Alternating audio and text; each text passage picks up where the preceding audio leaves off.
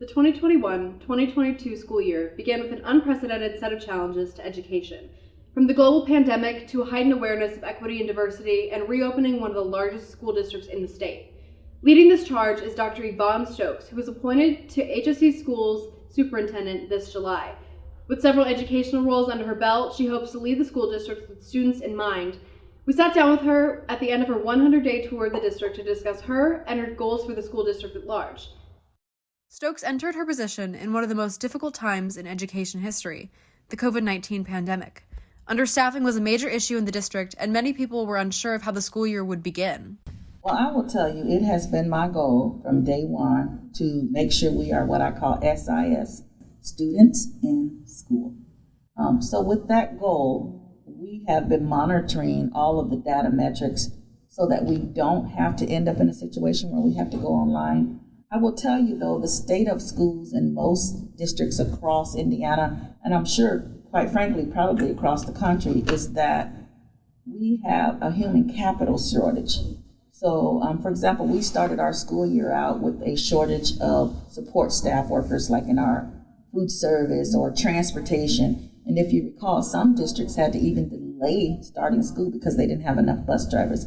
So I would say the state of the school district, and particularly HSE, our goal is to keep students in school. And, I've made shout outs to the community that if you want to be a substitute teacher and support us, we need your help, because without teachers in the classrooms, we would have to do what you're saying, is go virtual. But what I will say is that in a district like HSE, while we do have material resources, sometimes we're lacking in the human capital resource or the experience to be able to support. So, we had over 100 new teachers start this year. So this is an example of what I mean about the experience. Yeah. And while I'm sure that many of those teachers probably came from other districts where they had experience, HSE is still new for them. Right. And learning our students is still new for them, and our programs and processes and procedures. So, I would say that we do have to provide supports for the human capital side of HSE. And that part is what's most important to me, because it is the teachers and the support staff that actually build those relationships with students. HSE schools are no stranger to nationwide staff shortages in the food service, transportation, and substitute teacher departments, all part of a national shortage of employees.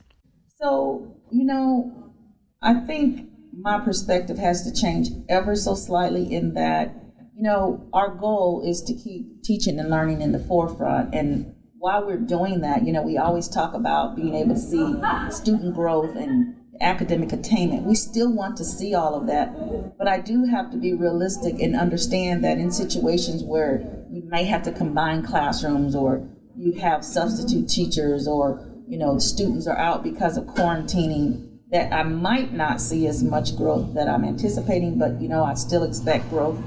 So I have to be realistic. And how does one measure what you should have versus what you actually get? Right. I have to be cognizant of those types of things. Upon her appointment, Stokes was met with uprise from several community members, citing her as unfit to lead the district and planning to indoctrinate students. However, she was elected to the role 5-2 and began her work in July of 2021. School district is a microcosm of the community.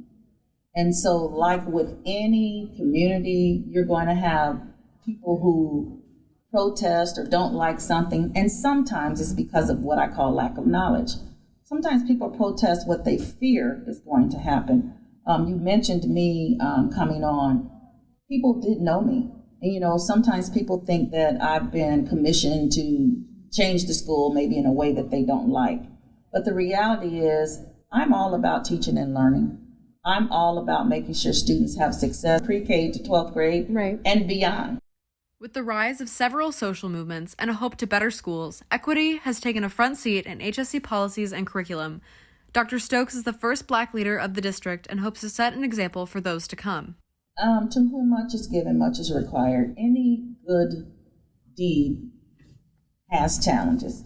And like I said, a lot of it is just people's misunderstandings, or sometimes, and I hate to say this, but sometimes it could be their own personal implicit biases, the way that they look at the world through their own personal experiences, which is another reason why it is important to have diversity. The more experience you have with diverse leaders, with diverse colleagues, with diverse people at the table, you realize that, together we're better. Oftentimes when you can see yourself in other people, you're more inclined to feel more comfortable, to feel valued and validated. I would say one of my personal goals that I think should be every district's goal is to make sure that all students have opportunity and access to rigorous teaching. You can't possibly move the needle on education if you don't know the whites of the eyes that sit in front of you. Right. You got to know the students. That means knowing their cultural backgrounds, knowing where their strengths are, knowing areas of opportunity for growth for them academically and sometimes emotionally and so on and so forth. You've got to know that so that you can support your student. On the whole, Dr. Stokes hopes to not only prioritize teachers during her time in office, but also students to help rebuild Hamilton Southeastern schools. We look forward to seeing what she accomplishes in the next year and beyond. We want to make sure that students have a great relationship with their teachers so that they can learn and grow and be productive members in society. Look out for our next profile on Anna Nickel and Fishers High School's production of Mamma Mia! I'm Jillian Blackburn, and this is The Spectrum.